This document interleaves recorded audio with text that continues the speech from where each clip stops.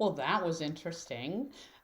With the new software in Facebook, new little pieces of it, anyways, we're able to schedule our live streams and it counts down. I got an alarm from my phone saying, you were going live in 2 minutes. So that was interesting. I didn't know if it would actually come up all by itself or not. So I am continuing to learn things as we go through this virtual environment. So I'm moving my comments off to the side so that I know right where they are.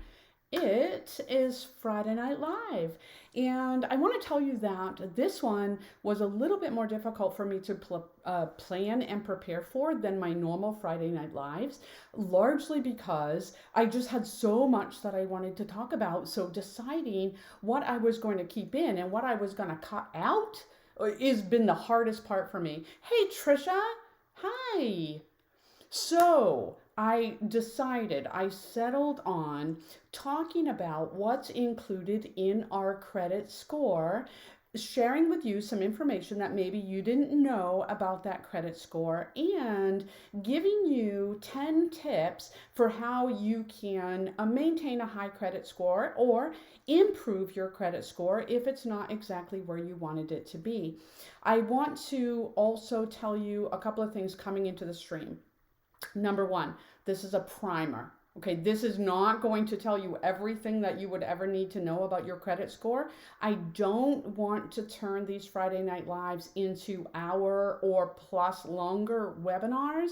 I've got a lot of those, but this is not intended for that. I want to keep them to 15 to 20 minutes. So it is a primer. It's just a little bit of information to get you started. Maybe you'll hear something that you're going to then go back and research for yourself. Or if you're here live, you can go ahead and drop questions as we're going through this session right in the comments. Let me know what you think about it.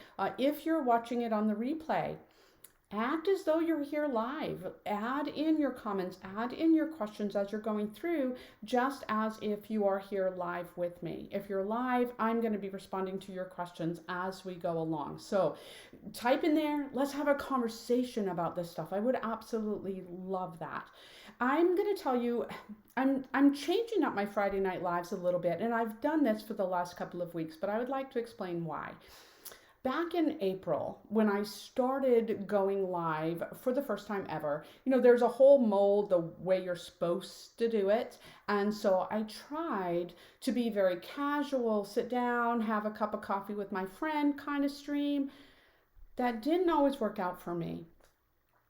I'm a teacher at my heart. It's what I do. It's what I've always done. So instead of forcing myself into some mold that someone says I have to be, I've decided I'm just going to be myself. I'm just going to go with that. And I love teaching people things, especially things that maybe they didn't know before and things that can be helpful. So I'm just going with that. That works a whole lot better for me. And because of that, I do have some notes with me. And I'm going to be looking at those. So please do bear with me. I hope that's not just too distracting for you. But I want to make sure that I don't forget to talk about something that is super, super, super important. Because my streams are educational, when I'm done, I will drop any applicable information, resources, links, things like that right into the comments. So again, if you're watching it, don't forget to come back to this once the video's over. It's going to take me a couple of minutes after we get off to find all that stuff and drop them in the comments for you, but I will do that. So don't forget to look there for the resources. So I do want to talk about your credit rating today. Listen, if you pay cash for everything, if you have no credit cards, if you have no debt, if you don't ever plan to borrow any money, then cool. That's all awesome. And you would have what's called an indeterminable credit rating, which means it doesn't exist for you because you've never had any credit. And if you're one of those people, again, that's going to be paying cash and never borrow in your life, that's awesome. For the rest of us, our credit rating can be very, very important because it is that credit score that's going to determine how much we can borrow, how long we can borrow before we have to pay it back, what our interest rate is going to be, which means how much that credit is going to cost us. Landlords use this many times to determine who's going to be able to rent their property. Utility companies use this to determine who's going to be paying deposits and how much our deposits are going to be. So it can be really, really critical for most of us. And isn't it interesting that this thing, which is so important to us, a lot of us don't really know that much about? So I wanted to ask you a couple of questions just to get started. Number one, do you know what your credit score is? I mean the number. Do you know what it is? And do you know what is considered to be a good credit rating? I mean, if it has impacts on us, it seems that we should know that stuff, right? Although the ranges can differ depending on which company we're looking at, because we've got three major credit reporting bureaus, those being TransUnion, Equifax, and Experian. You can see on the screen, and again, I will drop this picture in the comments as well, that anything that is below 579 is considered to be a poor rating, and anything that is above 800 is considered to be an exceptional rating. So credit scores can be like your weight on the scale. Okay, if you are weighing yourself every single day, which I don't recommend, by the way, but if you are, you'll notice that your weight can change a little bit every single day. It's not uncommon. I might get on the scale and I gained 2 pounds over what I was yesterday. I lost 3 pounds over what I was yesterday. It bounces around all the time, right? So if you're concerned with one specific number, you can get a little bit neurotic about what that is. And your credit rating can respond the same way. Mine went down last week. Why? Because I paid off a credit card balance. Now, we don't think about that, right? Go, oh, if I paid off something, then it should be good. But that's not always the case because of the 5 different things that they look at to come up with that score. So yes, you should know what it is. Knowing what range you're in is much more helpful than knowing exactly what the number is, because again, that number can change. The other thing that I wanted to ask, because I don't think a lot of people know this, did you know that there are several different scores?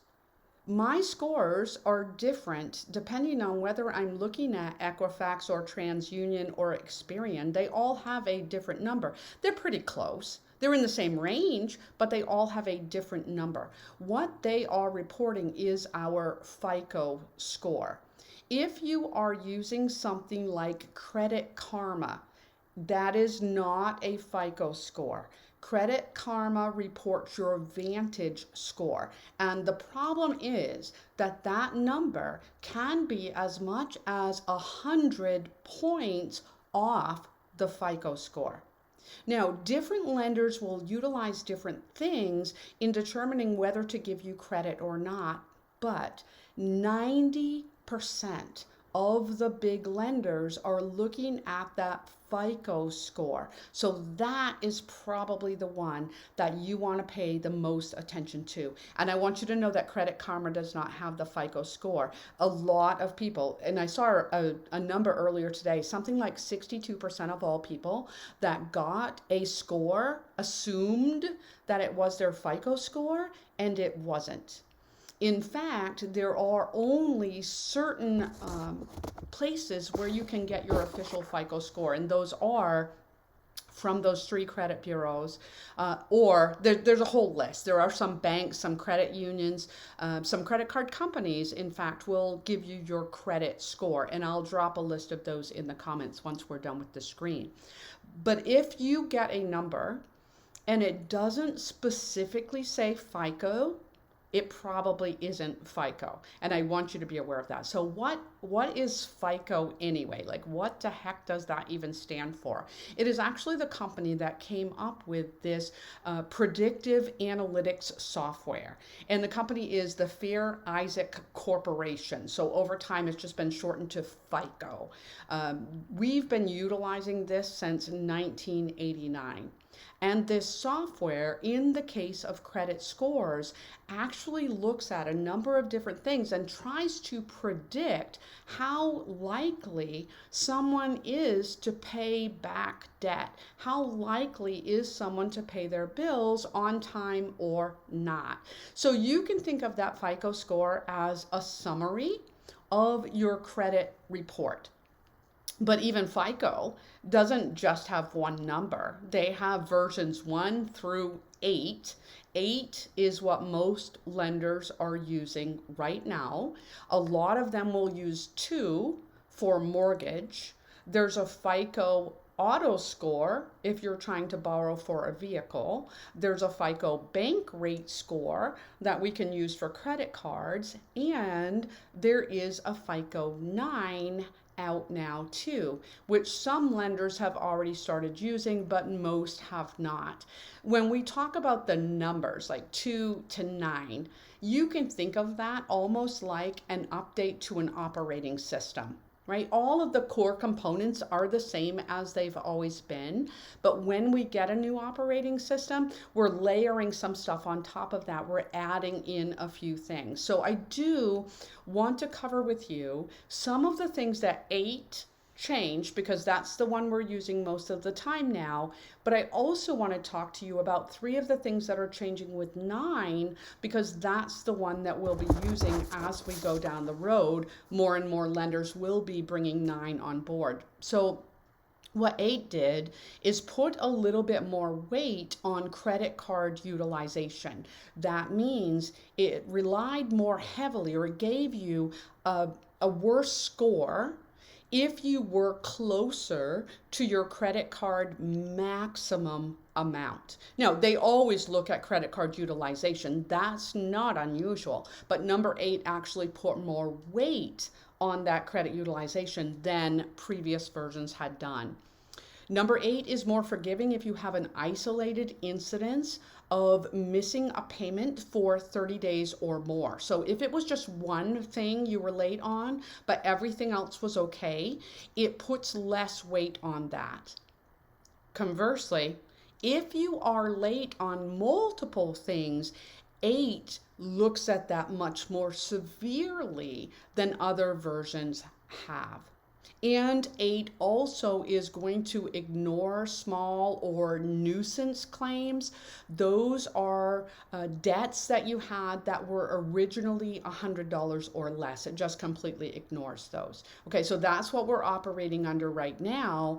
With 9, third-party collections that have been paid off will no longer have an impact on your credit rating. Right now, if you pay off a collection, it does not disappear from your credit report. In fact, it stays on there for 7 years. Now, the further we are, so if it's 7 years out, 6 years out, it's going to have less of an impact than if it's 1 or 2 years out. But it does stay on that report for 7 years. Under 9, those third-party collections that have been paid off would no longer be reported. Also, medical collections will carry less weight on 9 than other types of debt will. If it was something, you ended up having to go into the hospital and you had a significant amount of debt that was due because you didn't have insurance or your insurance didn't cover everything, then that debt is going to be viewed less strictly than it has been in the past.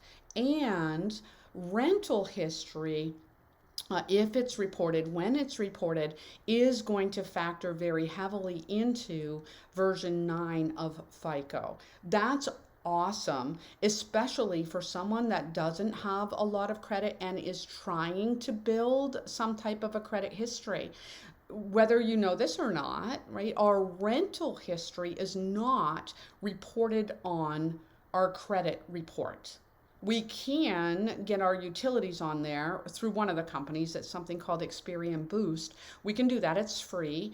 It will link Experian to our bank account. So as we're paying for our cell phone or our utility bills, we can get credit for that on our credit report through that one company, not through everything overall. And so I could do that. And I could ask the company that I'm renting from to report my rental payments to the credit card companies. I can't do it myself. There's nothing that I can go sign up for and do that, but my landlord can report those things. So that can be a great way to add something. Again, if I don't have a whole lot of debt, I don't have a big credit history, but I've been renting for a long time, I'm not getting credit for that right now, but I could if I ask my landlord to report that. And with 9, that's going to become even more of a factor than it has been prior to.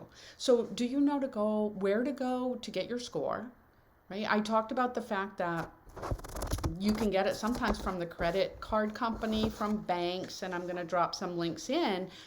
But while we are entitled to get a copy of our credit reports once a year, the reports don't include the score. So unless you are getting it for free through one of these, banks or credit unions or whatever, you can pay for it through the different companies themselves. I think I told you I'm paying $4.95 a month to get mine, so I can do that. But otherwise, I don't see it when I'm getting my credit report. Why am I mentioning this? Because there are a lot of things online that will offer you free credit report, free scores, free this and that and something else. Don't fall for it. Don't fall for it. The only place that you can go to get your official credit report, and again, not with the score unless you pay for it, but your official credit report is annualcreditreport.com or the individual companies themselves, Experian, TransUnion, and Equifax themselves. You can get this once a year normally. Now, you could go into annualcreditreport.com and you could just get your report once a year. A lot of people do that. Definitely worth looking at, definitely. But here's what I prefer to do.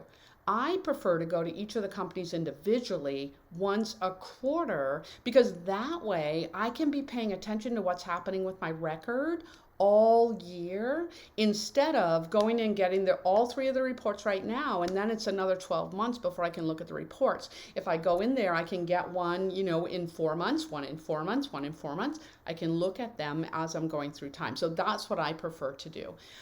Right now, I don't think a lot of people know this either. Right now, because bear with me just a minute. I'm trying to catch up on my notes. See, I made all these notes and I may not even need all of these notes. Right now, because of the Equifax breach that happened a couple of years ago, I don't remember what date that was, but I know that my information was included in that Equifax breach, and maybe yours too. Many people were. But because of that, we are entitled to get up to 6 free credit reports every 12 months from Equifax. 6. And right now, because of the pandemic, we are actually able to get copies of our credit reports weekly if we want to, just to make sure that there's no one out there that's in a really dire situation and they're trying to borrow against our record or something like that. We are entitled to get free weekly credit reports, and that's in place until April of 2021. Now, remember what I said, though. I mean, the numbers can change all the time. Do I think that you necessarily need to be looking at your credit report once a week? Not necessarily, unless you feel like, something weird is going on. You've been contacted by this creditor and it doesn't sound familiar to you and you're a little bit suspicious about what's going on. Absolutely go out there and get a copy of that report and look at it. But otherwise, maybe once a month is good enough for you. Maybe once every couple of months is good enough for you. I just want you to know you can.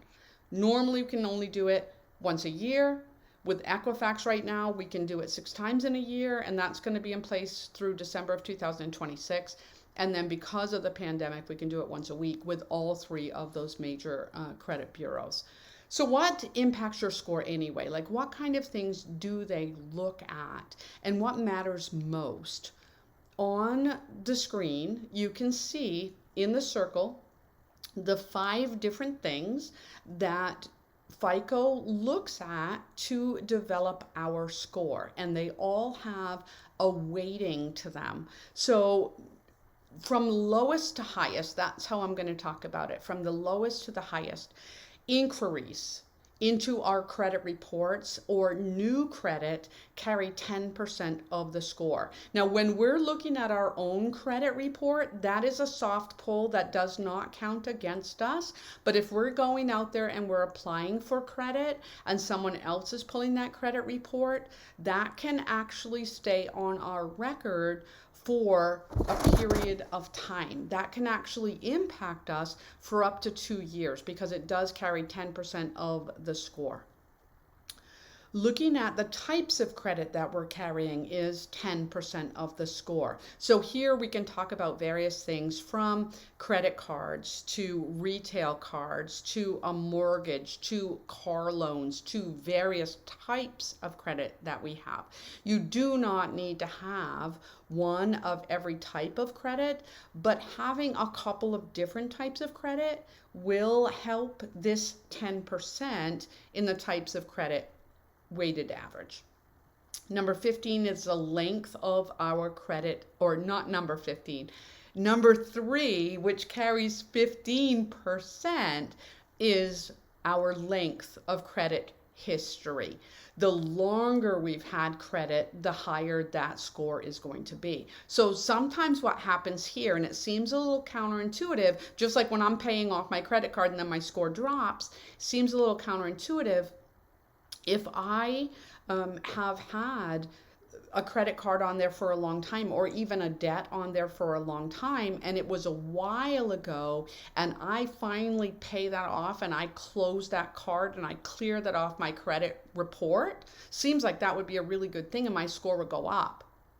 If that is my oldest account, my credit rating can actually go down, because we do assign 15% of the score to the length of credit. So if you do have an old credit card and you've had that for quite some time, now don't carry a balance on any of your cards. Don't carry a balance on any of them. If you can help it, pay it off every single month. But if you have had a card for a long time, it can be a really good idea to maintain that card, even if you're not using it a lot. Even if you just go, okay, you know what? I'm going to set up my light bill once a month to actually go automatically onto that card. So there's some activity happening, and then every single month I'm going to pay it off. So it's not a lot, and it's something I am going to pay off, but at least that will keep it open. And so it will make my history longer and improve the score here. The next thing that we look at is utilization. Here we're looking at how much money is available to you and how much of it have you used. So we're looking at debt to income. How much do you owe? This is 30% of your overall score. So paying off debt can be a huge factor in increasing your credit rating. 30%. And then number 1, carrying 35% is your payment history. Do you pay your bills on time? That is a very, very large piece. So when we look at that payment and we look at that utilization or the debt to income ratio, we've got over 60% of the overall credit score tied up in just those 2 things. Just those 2 things alone. So I'm going to skip over some of this stuff. Like I said, I really want to talk about what's important. If those are the things we look at, and they are, then what are the 10 things that maybe I want to pay attention to as far as maintaining a good credit score or improving the one that I already have? Number 1, check your credit report.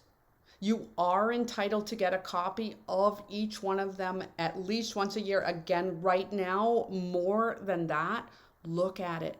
There are a lot of mistakes that have been made on these credit reports. And you have to be tenacious and stick to getting any errors corrected. In one instance, a couple of years ago, I had something on my credit report. It should have never been on there. It was not anything that I ever owed. It was on there, and I had to engage with the credit bureau 7 different times before they finally took it off. Even though I had documentation from the state that it should never have been on there, there were all kinds of these things. 7 different times I had to go back. But I stayed on top of it because this matters to me. You've got to be tenacious in getting those things corrected. So that's the number one thing that I would absolutely say. Number 2, if you are not planning to borrow anytime soon or get a new rent or anything like that, lock your credit. Freeze your credit. Because when you lock or freeze it, then no one is able to pull that credit report. And remember, when they're pulling it, that goes towards 10% of my score. So that's one reason why I want it locked all the time. But another reason is so that unscrupulous people out there that are looking to take out loans in my name won't be able to do that. So 1, check to make sure that any errors are corrected. 2, lock or freeze your credit report if you're not going to borrow anytime soon or, again, get a new lease or anything like that. 3, pay your bills on time. Pay your bills on time. If you're having a hard time remembering to do that, sign up for automatic payments. A lot of them, they will automatically pay for you. You can pick the date. You can have that go out of your bank account a couple of days before the bill is actually due. You don't even have to remember it. Or if you don't want to do that, set a reminder for yourself on your calendar a week before that bill is due and go out there and manually take care of it. That's a really, really big deal. Keep the credit card balances low. Using them can be a great way to build your score, but do make sure that you are paying off the balance every single month. Now, again, if you can't afford to do that, okay, you can do something, and this is going to lead to the other one too, and that is to decrease your debt. Avalanche that debt. Look at all the debt that you have and pick the one that has the highest interest rate. Pay the minimum balances on everything else and dump as much money as you can toward that high interest card. Pay that off as quickly as you can. And once that's done, now you can take the money that you were paying towards that and roll it down the hill to the next one. And you're paying what had been the minimum balance plus all of this now. You pay off that one, roll it down the hill, and pay all of that plus the minimum balance on that third one so that you can really get that debt under control. That's super, super important. Keep those credit card balances low and decrease your debt. If you have missed payments, get current as soon as you can and stay current. If you are having a hard time, ask for help. Reach out to your creditors and let them know what's going on. You may be able to negotiate a skipped payment or a deferred payment. You may be able to negotiate a different payment plan with them, but they won't know that you're having issues if you don't contact them, and they just assume that you're not paying your bills. Paul, thank you so much for that feedback. That means a lot to me. Thank you. That was my intent. I'm so glad that it's useful. Okay, so that was what? Number 6. Reduce the amount of debt that you owe. Already talked about the fact that that utilization is going to be carrying 30% of your score. Avalanche if you need to so that you can actually take a methodical approach to getting that debt under control. Don't open a lot of new accounts very quickly.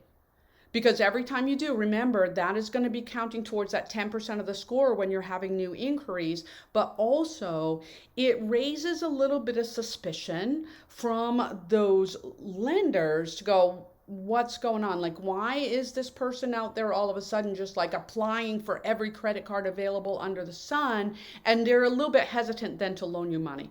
Reestablish credit history if you've had problems, yes, but borrow only what you know that you can pay back in your monthly budget, which means before you go and take a loan, look at how much you have coming in and establish what you can pay. Now, here's an example of this one. Several years ago, my husband and I were going to be buying a house. We both have really good credit, but we went to the bank to apply for a mortgage. And the bank came back and said, okay, you can afford this much for the house. This is what they pre-approved us for. And we just looked at each other and go, what? We are not paying that much for a house. The bank said, oh no, we will give you this much money. Okay, if we accepted that much money for a loan, our monthly mortgage payment, we would not be able to eat, okay, anything except jelly sandwiches. I won't even say we could afford peanut butter. We would not be able to put gas in our vehicles. We would not be able to go anywhere or do anything, but they were willing to give us this. Now, if I didn't know what my budget would allow before I went in, I may have accepted that loan. And then you see how I can get myself into trouble down the road. So I need to look out for myself, take out the loans that I know that I'm going to be able to pay off, and make sure that I am then paying those off on time.